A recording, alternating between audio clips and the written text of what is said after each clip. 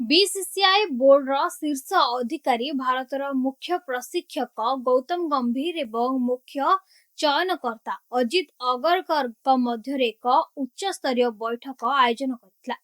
रोहित शर्मा एवं विराट कोहली ओडीआई रे भूमिका निर्णय करबा एवं 2027 ओडीआई विश्वकप पई योजना करबा उपरे ध्यान दिया जायतला, कारण उभय खेलाड़ी टेस्ट एवं टी20 क्रिकेट रु अवसर नहीं सारी। बीसीसीआई बोर्ड एक सूत्र कहिछि जे रोहित शर्मा एवं विराट कोहली क्षमतार खेलाड़ी मानकु सेमानक ठारू कोन आशा करा जाउछि एवं वर्तमान परिचालना सेमानक विषय रे कौन भावुछि एवं सेमानकर भूमिका विषय रे स्पष्टता दिया जिबा आवश्यक, कारण उभय कोनोसी अनिश्चितता सह खेली परिबे नहीं।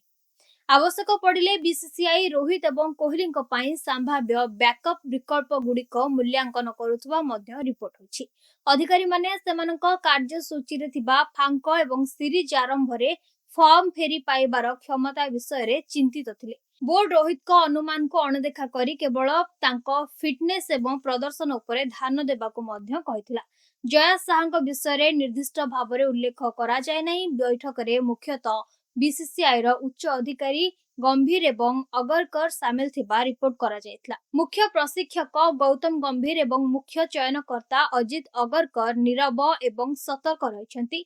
2027 विश्वकप रे रोहित एवं कोहली अंशग्रहण विषय रे कोनोसी सरकारी विवृत्ति दिया जाय नहीं। तथापि रोहित शर्मा निजे प्रशंसक माननकु आश्वासन दैछंती जे से 40 वर्ष बयस होइथिले मध्य 2027 विश्वकप खेलिबे। से कहिछंती जे 50 ओभर विश्वकप जितिबा तांकर जीवनव्यापी स्वप्न। आपनक मतामत हमको निश्चय जणांतु। पूर्व पक्ष प्रस्तुत मैदान सहित जड़ित रहिबा पई हम चैनल को लाइक करंतु, सब्सक्राइब करंतु एवं एही भली वीडियो देखिबा पई ए वीडियो को सांग मानक सहित अधिक रु अधिक शेयर करंतु। रहूछि, नमस्कार।